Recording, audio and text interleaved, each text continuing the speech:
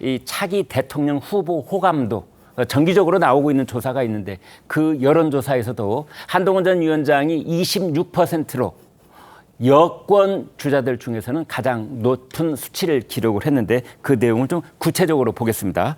네, 이승환 위원장께 여쭤봅니다. 네. 자, 저 26%가 이제 지금 이재명 대표한테는 이제 차점자지만 그러나 여권에서는 1등이에요.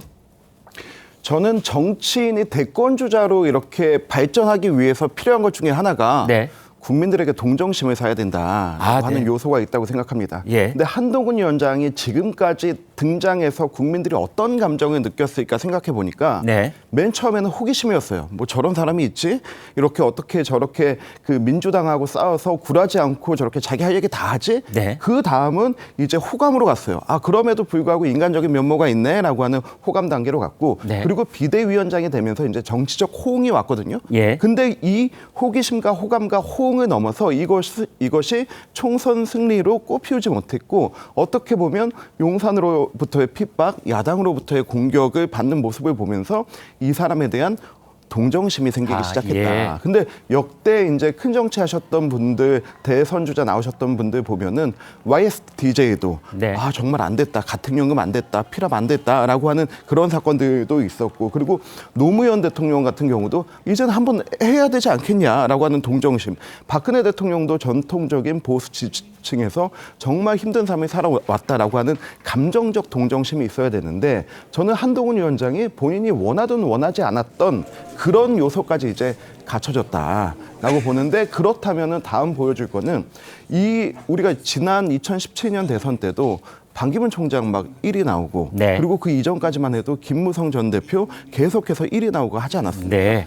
그때 그 호응과 동정심이 모여졌고 기대가 모여졌을 때 정치적 비전을 보여줘야 됩니다. 아, 예. 근데 한동훈 위원장이 그 비전을 보여줄 거라고 기대했는데 이게 2조 심판에서 멈춰버리고 네. 그 다음 것을 보여주지 못했는데 저는 이건 한동훈 위원장의 한계가 아니고 네. 시간의 한계였다고 보여집니다. 네. 그래서 지금 이제 본인 정치를 시작할 타이밍에 있어서 그런 부분을 좀 준비하는 시간이 되어야지만 이것이 더 지켜지거나 올라가지 아니면 사라지는 거는 또 한순간이다. 네. 이렇게 생각합니다. 그래서 한동훈 전 위원장이 그런 말을 했죠. 지나간 시간을 정교하게 되돌려보고 있다. 그 정교하게라는 말 속에 바로 이런 지적사항이 포함되어 있지 않을까 그렇게 짐작도 해봅니다.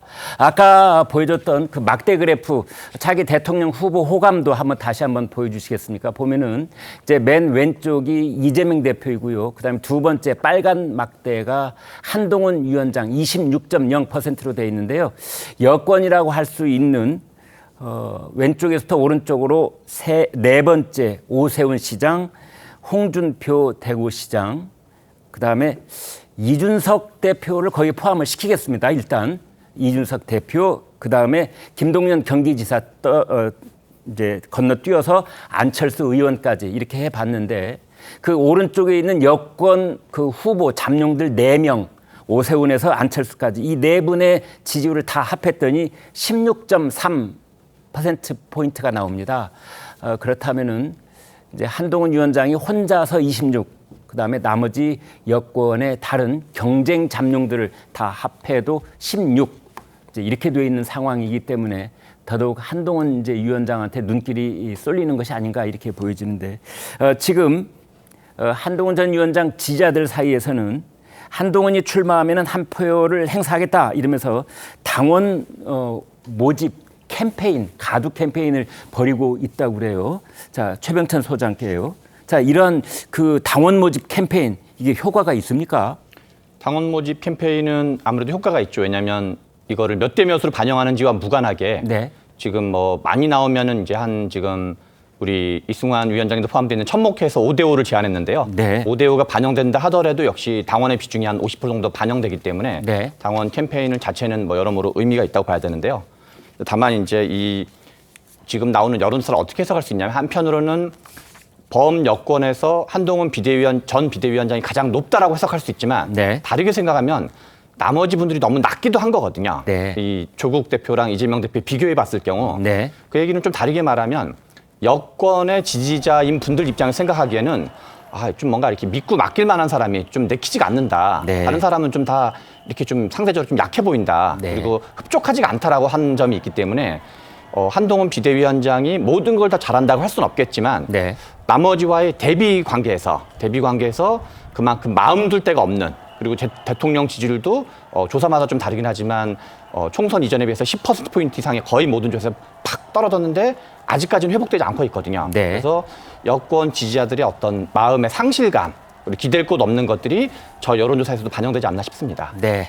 아무튼 대권 잠룡들에 대한 호감도 조사, 대통령 선거는 3년 뒤입니다. 그래서 그 사이에 또 엄청난 변화가 있을 가능성이 높은데요.